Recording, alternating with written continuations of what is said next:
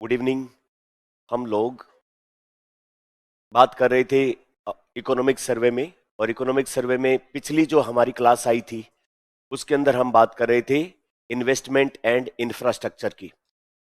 अब इंफ्रास्ट्रक्चर में जितना ज्यादा इन्वेस्टमेंट बढ़ता है उतनी ही ज्यादा किसी देश की इकोनॉमिक ग्रोथ मजबूत होती चली जाती है। उसके आगे जो वो कंसोलिडेट होने के इंडिकेशन मिलने शुरू हो जाते हैं कि कोई भी देश अपनी इंफ्रास्ट्रक्चर में कितना इन्वेस्ट कर रहा है, ताकि उसी इंफ्रास्ट्रक्चर पर जो वो सर्विस और कंस्ट्रक्शन मैन्युफैक्चरिंग इंडस्ट्री और ज्यादा ग्रो कर सके, फ्लरिश कर सके, बढ़ सके। तो उस संदर्भ में हमने पिछली 2 क्लासों में इंफ्रास्ट्रक्चर से संबंधित अलग अलग बातें की। आज अपने एग्जाम के पॉइंट ऑफ व्यू से एक और चीज जो निकल के आती है वो है कि फिजिकल इंफ्रास्ट्रक्चर, जो मुख्य भौतिक अवसंरचनाएं हैं, जिसमें प्रमुख रूप से किसी भी देश के अंदर आता है कि फिजिकल इंफ्रास्ट्रक्चर में एक तो अपना रोड, एक आता है रेल, एक आता है एयरपोर्ट वाला, और एक आता है अपना वाटर पोर्ट वाला, या जो पोर्ट से संबंधित काम होते हैं। और पोर्ट में भी फिर इनलैंड वाटर, जो अंतर्देशीय जल मार्ग है, उनसे संबंधित नदी, झील, तालाबों के माध्यम से जो ट्रांसपोर्टेशन होता है।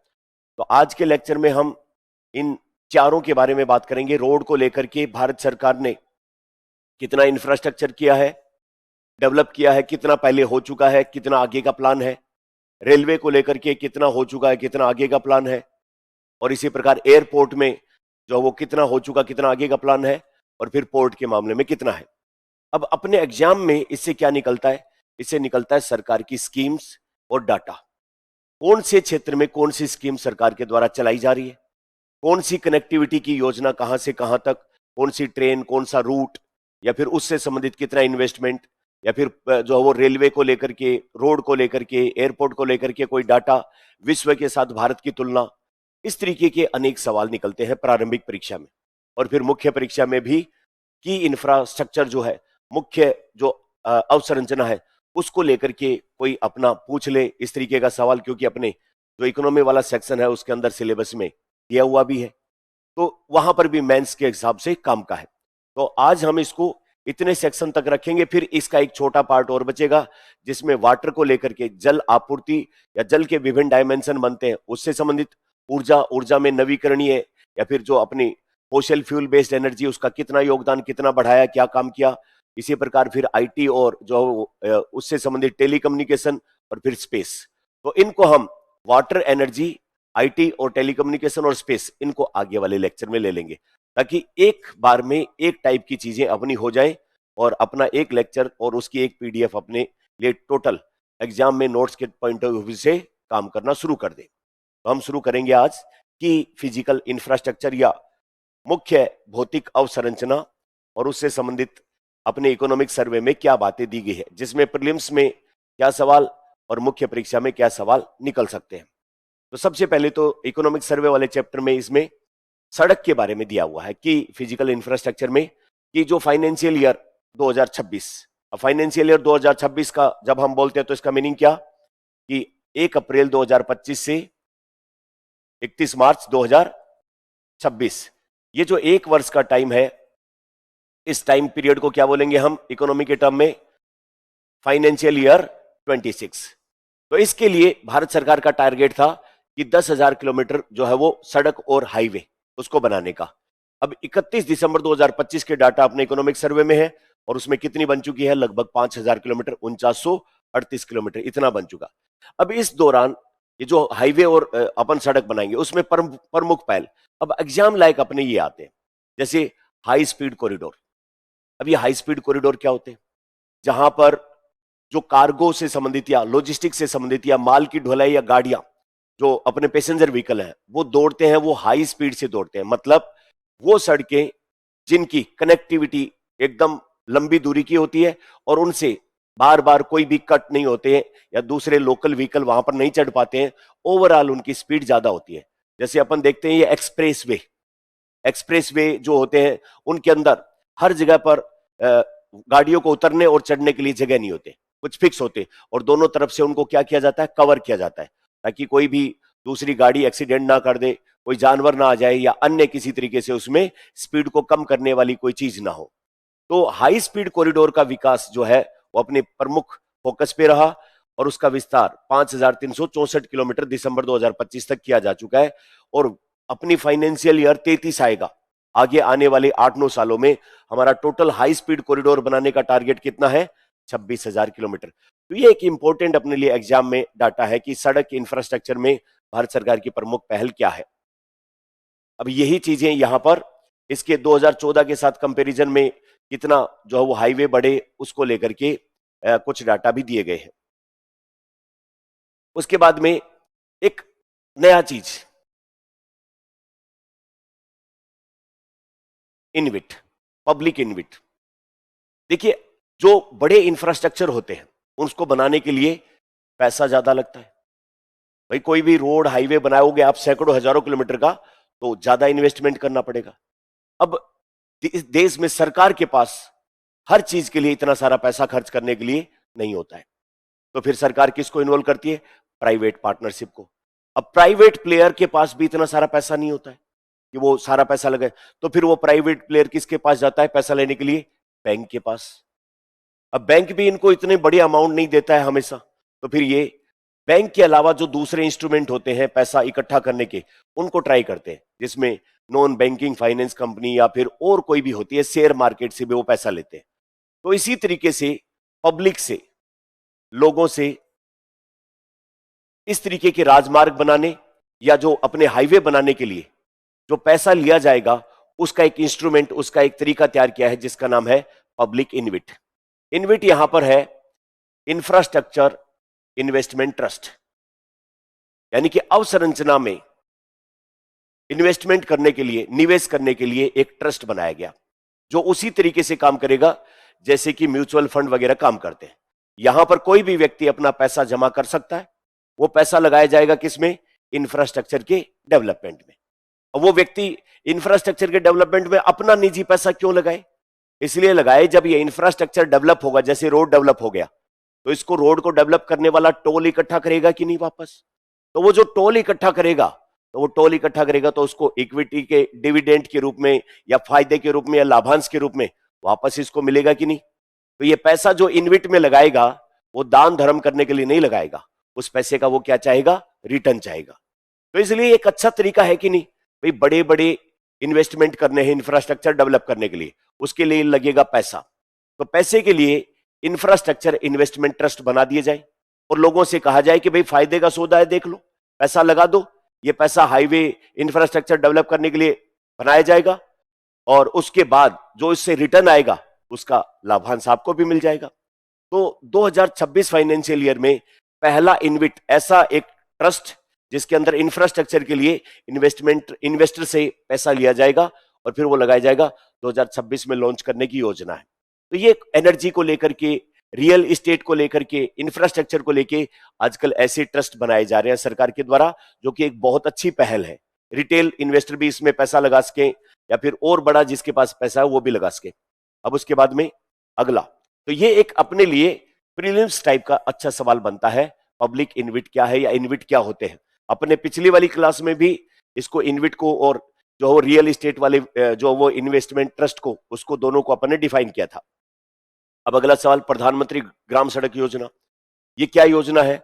सन 2000 में प्रारंभ हुई। उद्देश्य है देश के सभी क्षेत्रों में रहने वाले लोग 12 महीने वाली सड़क जो काम करे, फंक्शनल रहे, उससे सबकी कनेक्टिविटी करना। छोटे गांव, ढाणी या और कोई भी लोग रहते हैं, उन सबको सड़क के एक जो वो व्यापक नेटवर्क के माध्यम से आपस में जोड़ना। प्रधानमंत्री ग्राम सड़क योजना कब से स्टार्ट हुई? 2000 से। अब इसका चौथा वर्जन आया है, प्रधानमंत्री सड़क योजना का चौथा वर्जन। अब इसके बारे में तो ये बात, अपने पुराना बैकग्राउंड की तो बात की। अब इसका जो फोर्थ वर्जन है उसमें क्या किया गया कि भाई पहले 2000 से स्टार्ट हुआ, सारे गांवों को लगभग सड़क से कवरेज कर दिया गया, जोड़ दिया गया। अब इन सड़कों को थोड़ा सा चौड़ा करना है, पुल बनाने हैं या और ज्यादा उन्नत करना है, उसको लेकर के काम शुरू हो रहा है। तो लगभग सारे देश के ग्रामीण कनेक्टिविटी जो 31 दिसंबर 2025 के डाटा है, उस तक अपने इंडिया में जितने भी गांव, खेड़े, सड़क जो है, उनका कितना प्रतिशत हिस्सा सड़कों के जाल से जुड़ चुका है? स्थानीय 99.7%। अब एक चीज और है, प्रधानमंत्री जनमन योजना। प्रधानमंत्री जनमन योजना का पूरा नाम है प्रधानमंत्री जनजातीय आदिवासी न्याय महाअभियान। अब इसका उद्देश्य क्या है? जो अपने देश में जनजातीय क्षेत्र है, खासकर रिमोट एरिया में रहते हैं, जहां पर विकास का कोई फायदा पहुंचा ही नहीं है, जो बहुत ही अलग थलग है, उन क्षेत्रों में ओवरऑल होलिस्टिक डेवलपमेंट हो, वहां पर शिक्षा की सुविधाएं पहुंचे, स्वास्थ्य की सुविधाएं पहुंचे, वहां पर लोकल इंफ्रास्ट्रक्चर बने, वहां पर शिक्षा के साथ साथ में स्किल की ट्रेनिंग पहुंचे, ताकि आदिवासी भी देश की मुख्य धारा में शामिल हो।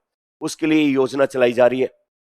और उन जगहों पर योजना कब बेहतर काम कर पाएगी? जब उन जगहों पर जाने के लिए कनेक्टिविटी ज्यादा अच्छी होगी। तो प्रधानमंत्री ग्राम सड़क योजना में इन वाली जगहों पर ज्यादा अच्छी कनेक्टिविटी के लिए लक्ष्य रखा है। और लक्ष्य क्या है? 2023 से 28 तक 8,000 किलोमीटर सड़कों का निर्माण करना। अभी जो वर्तमान में प्रधानमंत्री ग्राम सड़क योजना की चौथी फेज जो चली है, उसको 2024 में प्रारंभ किया गया, और उसमें कहा गया है कि 2025 से वित्त वर्ष 2029 तक 70,125 करोड़ रुपए की अनुमानित लागत से 62,500 किलोमीटर की सड़कें, उनको उन्नत बनाना, उनके ऊपर पुल बनाना या उनको एडवांसमेंट करने के काम है। क्योंकि लगभग 2024 तक के डाटा पे अगर अपन अभी बात के 2025 तक के डाटा पे बात करें, तो पूरे देश के जो ग्रामीण बस्ती, गांव ढाणी है, वो सड़कों से जुड़ चुके हैं। अब सड़कों से एक बार जोड़ दिया तो अगला स्टेप क्या होगा? उन सड़कों को चौड़ा करो, उन सड़कों को और अच्छा करो। कहीं पर भी मान लो बार बार टूट जाती है तो पुल बनाओ, अंडरवे बनाओ, जो भी बनाना है मेंटेन से संबंधित या एडवांसमेंट से संबंधित। अब उसमें अपने एग्जाम के लायक एक सवाल ये भी बनता है, प्रधानमंत्री ग्राम सड़क योजना का चौथा हिस्सा, इसमें जो लोग ट्राइबल पीपल है, आदिवासी लोग हैं या अनुसूचित जाति एसटी वाले और एससी वाले लोग हैं, जो पिछड़े हुए हैं, तो अनुसूचित आबादी एसटी एससी वाले, वहां पर सड़क की कनेक्टिविटी ज्यादा बेहतर दी जाए, ताकि वो लोग मुख्य धारा से कनेक्ट हो, उनको प्रायोरिटी दी जाए। तो उनको प्रायोरिटी देने के लिए इसमें एक अभियान चलाया गया, जिसका नाम क्या रखा है? धरती आबा जनजातीय ग्राम उत्कर्ष अभियान। ये धरती आबा क्या चीज है? धरती आबा का मतलब होता है धरती का स्वामी, धरती का मालिक, धरती का पति। और आदिवासियों में धरती का पति कहा गया है बिरसा मुंडा जी को। बिरसा मुंडा को कहा गया है क्योंकि उन्होंने जमीन को बचाने के लिए ही अंग्रेजों के खिलाफ आंदोलन खड़ा किया था, है ना, और अपना सर्वोच्च बलिदान दिया था। तो उनको जनजातीय क्षेत्रों में बिरसा मुंडा जी को क्या कहा जाता है? धरती आबा, धरती का मालिक, धरती का स्वामी। तो जनजातीय क्षेत्रों को ज्यादा बेहतर कनेक्टिविटी मिले, इसलिए बिरसा मुंडा जी की जन्मोत्सव या जो है जन्मदिन था, उसके ऊपर इस योजना का प्रारंभ किया गया। तो ये अपने एग्जाम में एक आने लायक है, प्रधानमंत्री ग्राम सड़क योजना का चौथा फेज। उसका उद्देश्य सड़कों का उन्नयन या उन्नतीकरण या एडवांसमेंट करना पुल वुल से जोड़ के, और उसमें कनेक्टिविटी में प्रायोरिटी किसको दी गई है? आदिवासी जनजातियां, जो ट्राइबल लोग या फिर शेड्यूल कास्ट लोग हैं, उनके एरिया को ज्यादा इसमें दिया गया है। उसके बाद में बात आती है रेलवे की। सड़क की बात के बाद में आती है रेलवे की। तो सड़क वाले केस में अपने लिए 2-3 चीजें काम की निकली। एक तो इनविट क्या होते हैं, उसके बारे में हमने जाना, और दूसरा हाई स्पीड रेल कॉरिडोर का टारगेट वाला, और दूसरा प्रधानमंत्री ग्राम सड़क योजना का चौथा फेज, और उसमें धरती आबा वाला एक एग्जाम लायक सवाल बनता है। उसके बाद रेलवे। तो रेलवे का मार्च 2025 तक विस्तार कितना हो चुका है? 69,349, यानी कि 69,349 रेलवे किलोमीटर, इतना विस्तार इसका हो चुका है। अच्छा, वित्त वर्ष 2026 के दौरान कितना प्लानिंग है? 3500 जो है वो किलोमीटर, रेलवे किलोमीटर। और सारे जो रेल ट्रैक है उन पे दोनों तरफ, ताकि इलेक्ट्रिक ट्रेन चलाई जा सके, कोयले या फिर डीजल से चलने वाली रेल इंजनों के ऊपर निर्भरता कम की जाए, उसके लिए 99.1%। उसके बाद में जो प्रमुख पहल है, उसमें अपने एक लगातार चल रही स्कीम प्रधानमंत्री गति शक्ति योजना, जिसमें सब तरीके के लॉजिस्टिक सुविधाओं को विकसित करना, चाहे रेल, रोड, एयरपोर्ट या फिर पोर्ट वाली सब चीजों को साथ में मिलके मल्टी मॉडल जो है वो ट्रांजिट कॉरिडोर विकसित करना, या तेजी से देश में अर्थव्यवस्था को उन्नत करने के लिए ट्रांसपोर्टेशन और लॉजिस्टिक सपोर्ट को बढ़ावा दिया जा सके। तो उसके लिए लॉजिस्टिक क्षमता को बढ़ाने के लिए रेलवे के द्वारा 3 डेडिकेटेड कॉरिडोर बनाए जा रहे हैं। एक तो एनर्जी के लिए, मतलब कोयले की ढुलाई करने के लिए जो एक स्पेशल ट्रेन या फिर और कोई भी एनर्जी से संबंधित, जिसमें क्रूड ऑयल या कोई भी ऑयल, तो एनर्जी से संबंधित एक कॉरिडोर। दूसरा मिनरल्स और माइनिंग, जहां खनन होता है फिर उसको स्मेल्टर इंडस्ट्री और दूसरी चीजों तक ले जाने के लिए खनिज का, और तीसरा सीमेंट का। तो रेलवे के द्वारा अभी जो 3 कॉरिडोर बनाए जाएंगे, जिसमें खुदाई वाली जगह या फैक्ट्री जहां पर ये चीजें बनती है वहां से लेकर के और इनके मार्केट के नजदीक तक पहुंचाने के लिए खास करके 3 समर्पित रेल लाइनों का कॉरिडोर बनाया जाएगा, जिसमें कौन कौन है, एनर्जी, खनिज और सीमेंट। एक तो अपने लिए यही प्रीलिम्स लायक सवाल बन जाता है, इन तीनों का जो है वो डेडिकेटेड कॉरिडोर बनाए। उसके ऊपर जो है वो पैसा खर्च करने के लिए 11.17 लाख करोड़ रुपए और 474 योजनाएं अलग अलग रेलवे से संबंधित उनके विकास और उन्नयन के लिए की गई है। उसके बाद में एक अपना लगातार कई सालों से चर्चित मुंबई अहमदाबाद हाई स्पीड जो है वो रेलवे की विकास अपना चल रहा है। जब ये सरकार आई थी तभी से डीएमआईसी अलग है। मुंबई अहमदाबाद इन दोनों के बीच में आने जाने के लिए अभी टाइम लगता है 6 से 7 घंटे, और उसमें जापान के सहयोग से हमने हाई स्पीड का एक अलग कॉरिडोर बनाया जो एलिवेटेड, जमीन से ऊपर कहीं नीचे इनसे होते हुए जाएगा, और उसकी जो हाई स्पीड ट्रेन होगी उसकी स्पीड होगी 320 किलोमीटर पर आवर। तो 2 घंटों में मुंबई से अहमदाबाद पहुंचा जा सकता है आसानी से। तो उस योजना में अक्टूबर 2025 तक 55% से ज्यादा काम पूरा हो चुका है। अब किसके सहयोग से हम कर रहे हैं? जापान के सहयोग से। उद्देश्य क्या है? मुंबई और अहमदाबाद के बीच में हाई स्पीड कनेक्टिविटी बनाना, 2 घंटे के अंदर दोनों जगहों पहुंचा जाए।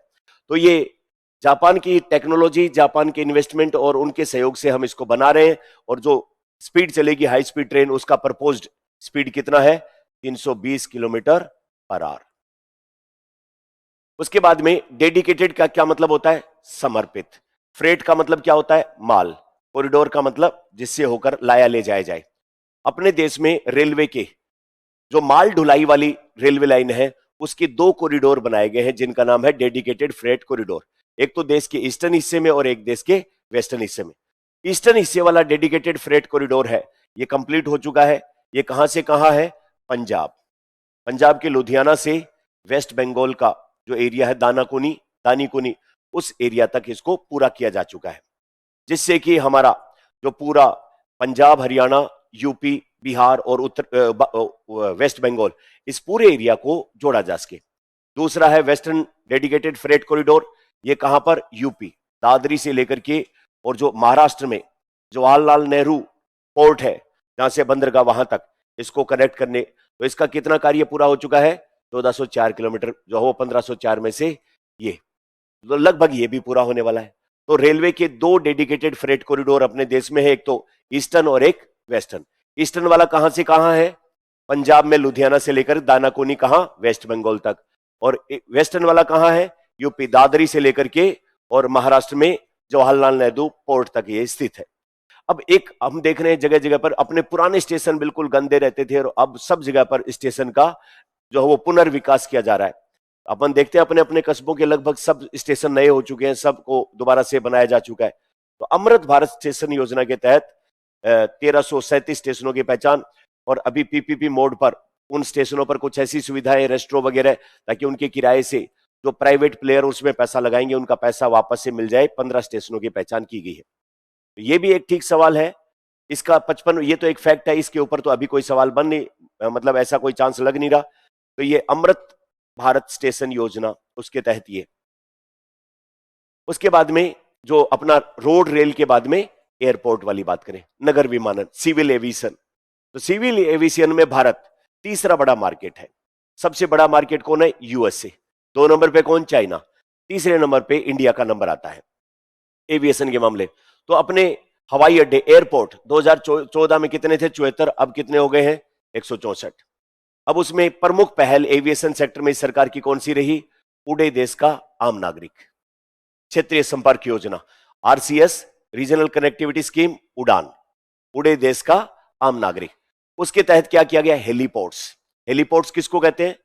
ऐसे पोर्ट जहां पर हेलीकॉप्टर आकर आराम से उतर सके, उनका कोई भी मेंटेनेंस संबंधित काम, उनकी फ्यूल रिफ्यूलिंग की जा सके, वो सारे होते हैं हेलीपोर्ट्स। हेलीपैड अलग है, अस्थायी तौर पर बनाए जाते हैं हेलीकॉप्टर को उतारने के लिए।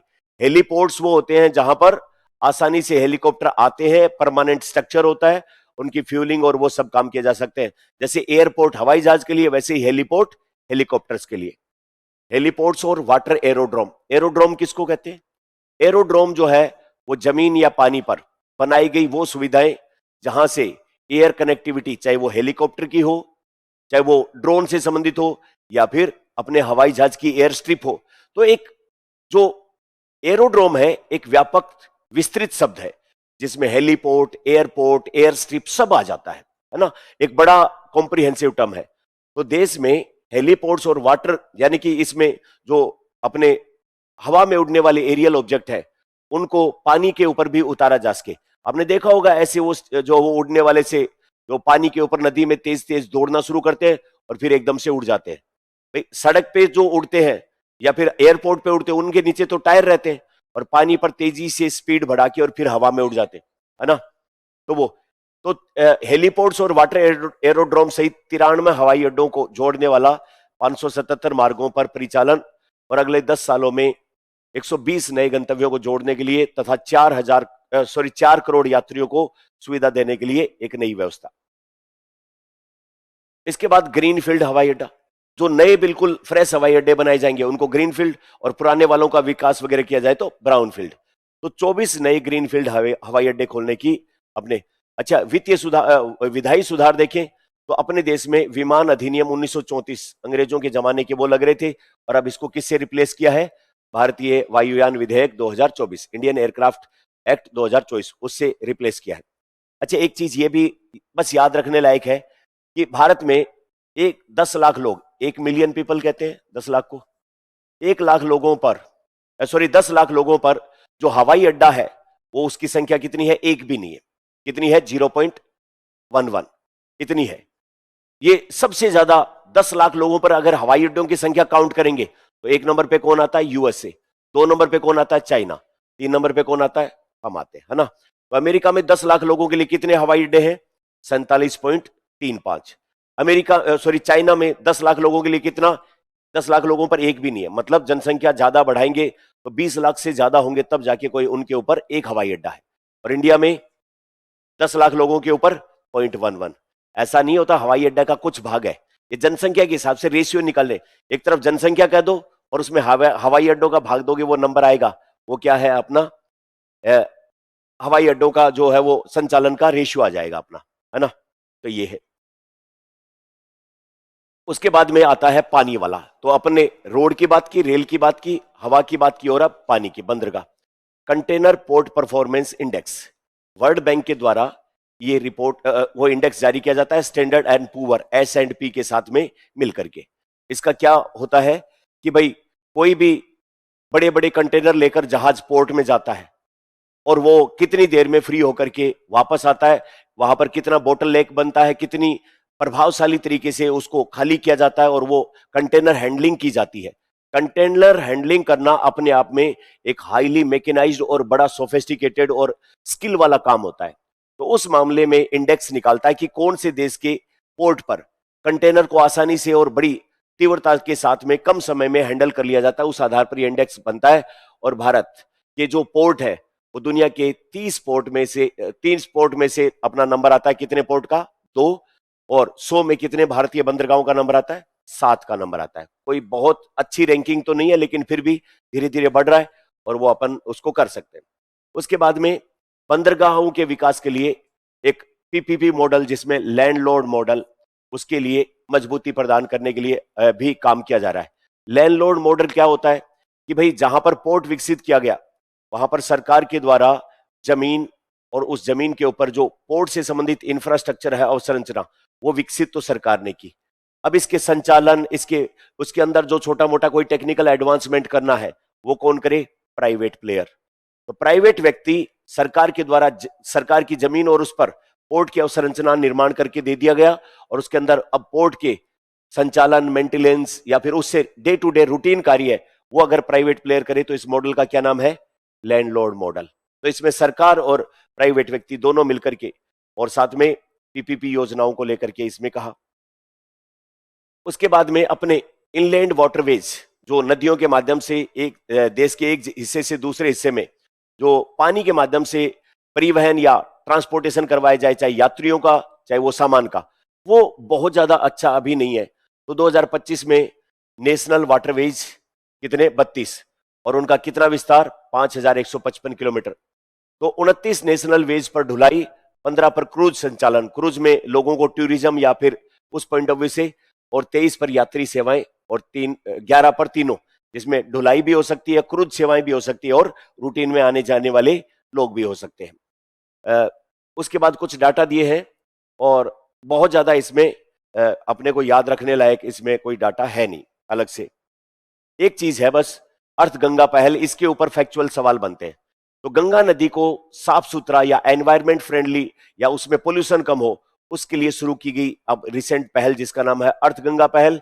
और उसके तहत जो अपना गंगा नदी वाला नेशनल वाटरवे है उसका नाम है 1 नंबर, और उसके किनारे 86 सामुदायिक घाट जहां पर लोग अपना अंतिम संस्कार क्रिया, धार्मिक क्रियाएं करते हैं, और उनमें से कितने 53। अब ये अगर सिस्टमेटिक तरीके से कम्युनिटी घाट्स बन जाएंगे तो इनसे जो कूड़ा कचरा निकलता है वो सीधा गंगा नदी में नहीं जाएगा, और वहां पर लोगों के आने जाने और इस वाटरवे के अंदर जो वो कनेक्टिविटी बढ़ाने पॉइंट ऑफ व्यू से इन घाटों को, यहाँ से नाव का संचालन और यहाँ पर कूड़ा कचरा गार्बेज को हैंडलिंग करने की क्षमता, और 86 का निर्माण किया जाना है, जिसमें से कितने चालू हो गए 53 चालू हो गए। तो अपने को पता होना चाहिए अर्थ गंगा पहल क्या है। गंगा नदी के इकोसिस्टम को साफ सुथरा रखने की पहल है। दूसरा, नदी क्रूज पर्यटन, नदियों के अंदर बड़े बड़े क्रूज जहाजों के माध्यम से लोगों को टूरिस्ट के रूप में एक से दूसरी जगह ले जाने के लिए, तो वो 9 राज्यों में 13 वाला इसमें शुरुआत की गई। उसके बाद जलवाहक योजना, तो जो जलवाहक योजना है उसमें जो क्रूज को संचालित करते हैं या पोत को संचालित करते हैं उनको इंसेंटिवाइज करने के लिए ये परियोजना शुरू की गई है। इसमें इंडिया बांग्लादेश प्रोटोकॉल रूट के माध्यम से नेशनल वाटरवे 1, 2 पर 16 शेड्यूल कार्गो सेवाएं शुरू की गई। तो कुल मिला के जो नदियों के माध्यम से ट्रांसपोर्टेशन करते हैं उनको इंसेंटिवाइज करने की ये योजना है जिसका नाम है जलवाहक योजना। अब इसके लास्ट में जो है वो डिजिटल पहल को अगर हम देखें तो जल समृद्धि, तो ये एक पोर्टल है, और ये पोर्टल बनाया गया है किसके लिए, जेटी और टर्मिनल्स को एक तरीके से रजिस्टर करके, और उनके अंदर प्राइवेट प्लेयर अपना पैसा लगाएं ताकि नई नई और जेटी और टर्मिनल बनाए जा सके जहां पर जहाज आकर रुक सके, उन पे माल को अनलोड या लोड किया जा सके। तो उसको जेटी कहते हैं। जेटी बेसिकली क्या है, ये पानी है, और इस पानी के अंदर आपने कोई प्लेटफॉर्म टाइप की ऐसी चीज तैयार कर ली है जिसके पास आके जहाज रुक जाएगा, और इस जहाज में जो सामान है उसको उतार लिया जाएगा, या फिर यहां से जो सामान है उसको लोड कर दिया जाएगा। उसको क्या कहते हैं, जेटी। तो जेटी और नए टर्मिनल बनाए जा सके नदियों के किनारे या फिर समुद्रों के किनारे, उसके लिए पब्लिक इन्वेस्टमेंट और बढ़ाए जा सके, प्राइवेट इन्वेस्टमेंट और बढ़ाए जा सके, उसके लिए एक पोर्टल बनाया गया जिसका नाम क्या रखा है, जल समृद्धि। और यहाँ पर नए जेटी और टर्मिनल का निर्माण या करेंगे उसके लिए एनओसी जारी करना एक ऑनलाइन तरीके से ये काम होगा। जलयान और नाविक, तो इसके लिए एक क्या है, कोई भी नाव या नौका होती है, जैसे सड़क पे गाड़ी चलाते हैं उसका रजिस्ट्रेशन करवाना पड़ता है, तो पानी में ये नाव वगैरह चलती है उसके रजिस्ट्रेशन के लिए, और जो नाव गाड़ी चलाता है उसके लिए लाइसेंस चाहिए, वैसे ही नाव चलाने वाले के लिए नाविक। तो जलयान और नाविक ये 2 पोर्टल हैं या 2 ऑनलाइन मंच हैं जिनके थ्रू कोई भी नौका और उसको चलाने वाले दल, उनका क्या किया जाएगा, रजिस्ट्रेशन किया जाएगा।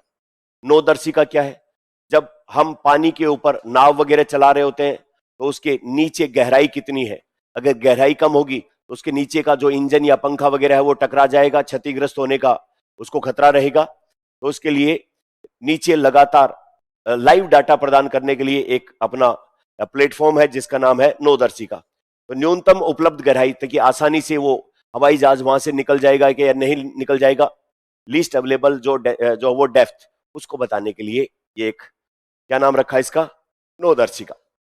ये बात कही गई है। फिर लास्ट में कोची। कोची कहां पर है, केरल में। कोची शहर के अंदर जो बिल्कुल समुद्र के किनारे और उसके आसपास जो झील वगैरह है, उसमें बहुत सारे पोर्ट, बहुत सारे आइलैंड बने हुए हैं और उन सबको आपस में कनेक्ट करने के लिए एक वाटर मेट्रो का उद्घाटन यहां पर किया गया। और वो वाटर मेट्रो का उद्घाटन किया गया वो किसके, वो केरल की सरकार का उसमें हिस्सा 74% और कोची मेट्रो रेल लिमिटेड।